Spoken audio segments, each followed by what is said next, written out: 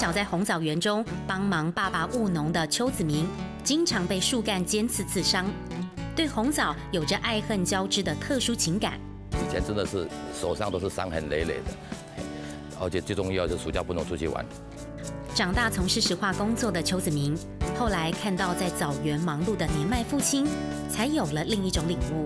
长大过后，当然就是稍微懂事一点的，对不对？其实这些东西也都是老人家他的那个辛苦的那个结晶。喝进嘴里的红枣茶是爸爸的辛苦结晶，也是最踏实的幸福。天气冷，提着小米，提着呀凤州茶小米，喝一口，心头暖乎乎的。小小的红枣联系着对父亲和家乡浓浓的爱。邱子明心想，也许可以做得更多。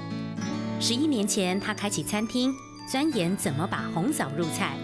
但厨房门外汉的他，一开始可闹了不少笑话。我们完全不懂，连厨师请来了哈，还被人家笑说我们准备的厨房的连炉子都不对呀。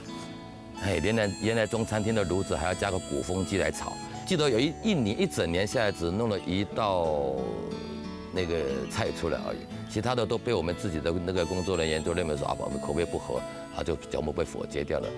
一窍不通，还是咬着牙带员工试了又试，终于研发出一道道美味养生的红枣餐。你要做任何的点子、任何的菜出来，都要自己试吃。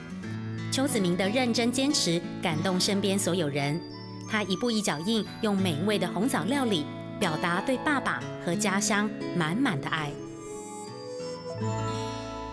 上课喽！批斗熊咪，批斗熊咪，批斗熊咪。